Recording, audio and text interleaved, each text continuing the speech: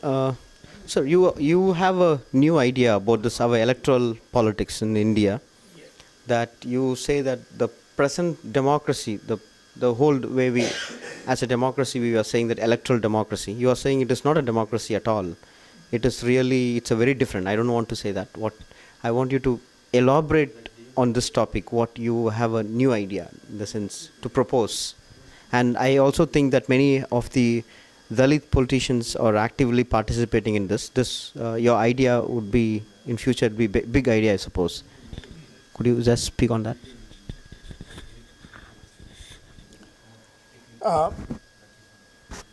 It's not really so much of a new idea. The idea of proportional representation system was broached by, I forget his name, an American gentleman in 1840 or 1841 or so. And then it was kind of debated among academics in Europe, but never tried anywhere until 1890s.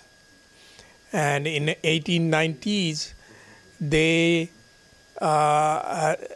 in Switzerland, in one of the cantons where they were having political problems, they decided to use this proportional representation system of election for the first time, and it gave result that kind of calmed down the situation in that canton. And then thereafter, one by one, many other cantons started using it. Ultimately, by 1920, the whole country started using it, including at the national level.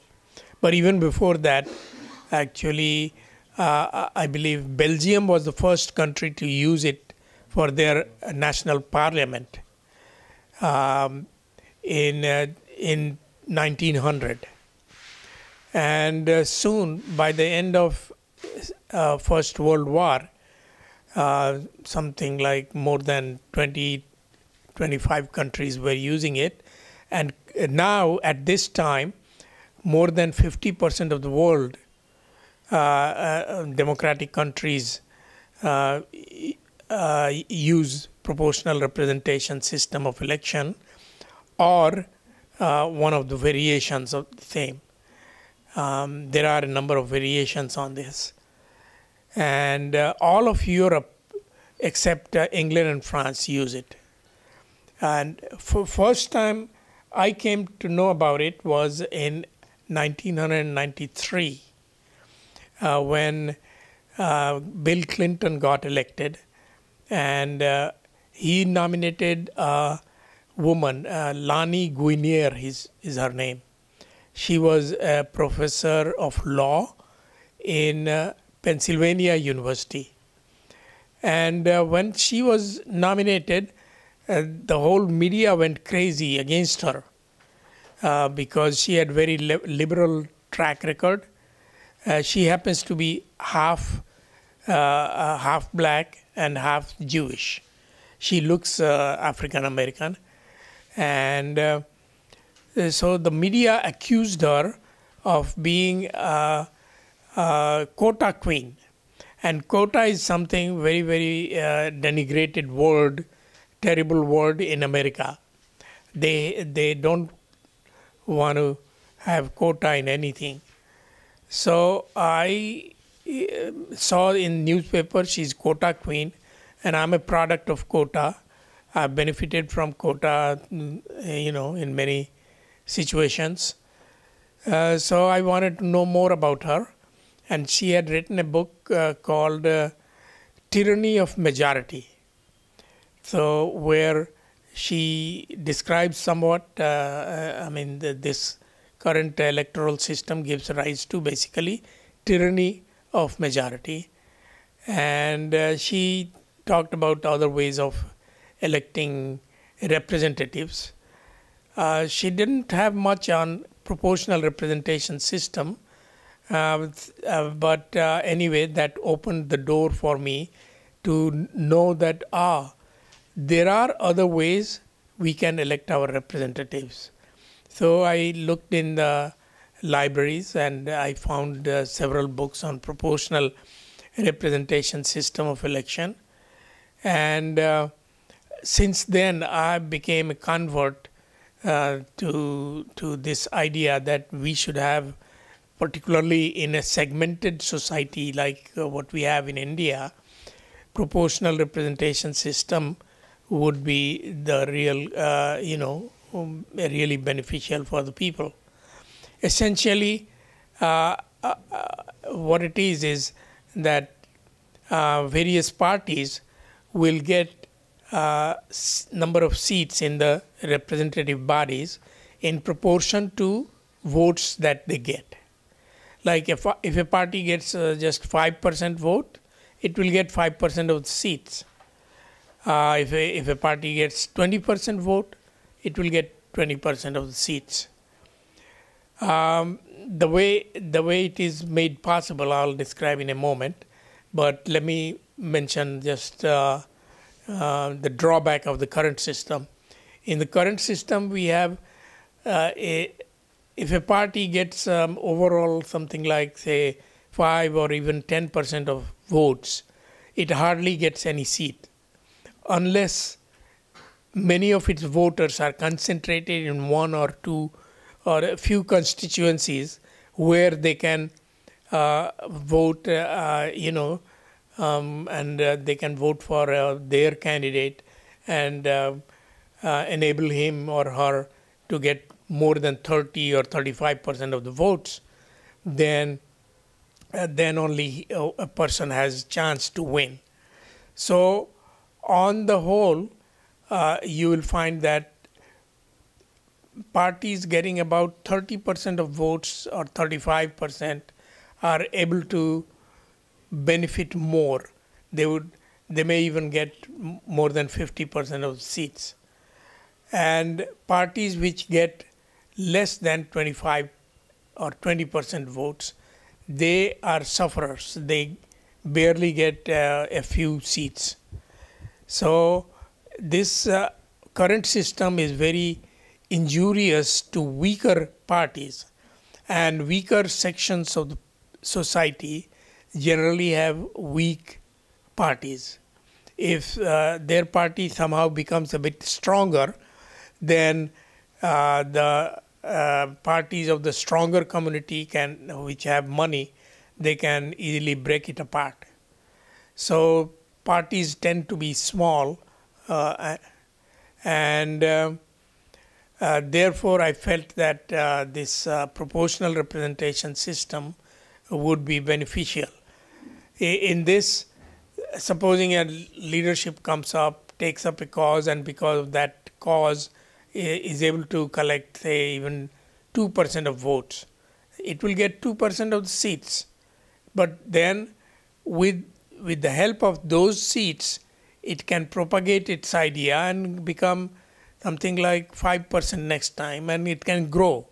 On the other hand, in the current system, even if a party is able to collect somehow something like, say, 10% vote, it won't get 10%. It may get barely 1% or even less seats, or may not get any seats at all. So by next election, people get disheartened, those who supported the party, that, well, we all gave votes to this party, but they didn't win any seat. So its support base is going to dwindle down. Next time it will become 5% and won't win any seats at all next time. And after a couple of elections, it will die off. Actually, I can tell you example of the U.S. In the U.S., they have the same kind of electoral system, except it is presidential system and we have parliamentary system.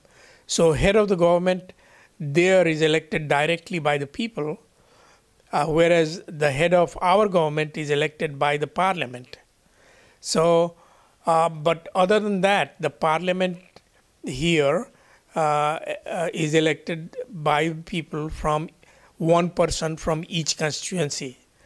There also the House of Representatives and the Senate, each constituency elects one single person at a time.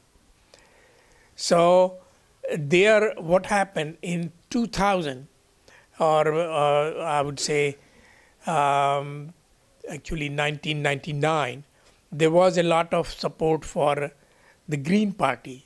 Somehow, because of its leadership and because of the cause, they had, according to some polls, something like 10% of the population was supporting Green Party. But by the time the election came, say about a year before that, it was 10%. By the time election came, many of the Green Party supporters started thinking that, well, if we vote for Green Party, they won't be able to really win any seats with 10% support. And we are all Democrats, so Democratic parties support base is getting split up into Green and Democrats. So they won't win, the Democrats will lose. So the support for Green Party dwindled down to 3% by the time the election came. And it really hurt them.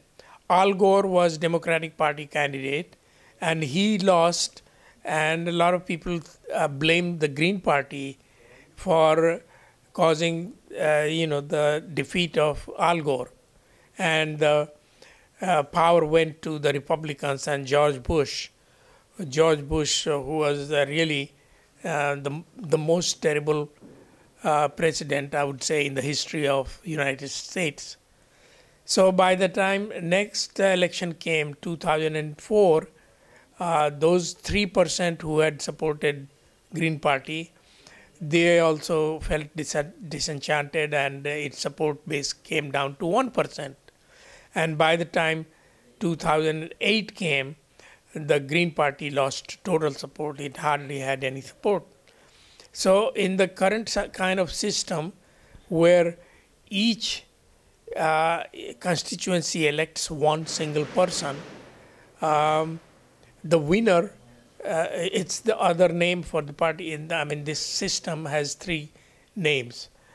Either first past the post system, or it's called a plurality system, or it's also called winner takes all. So a person who gets generally say 35%, a lot of times he or she wins. But if there is, of course, a direct contest between just two individuals or two parties, then one party has to get more than 50%, and the other one, even if it's say 49%, they would lose and they won't. So in proportional representation system, what is done is that you merge a number of these single seat constituencies and make multiple seat constituency. So you may have 20 seat constituency or 50 seat constituency. The bigger is a constituency, the more proportionality can be seen.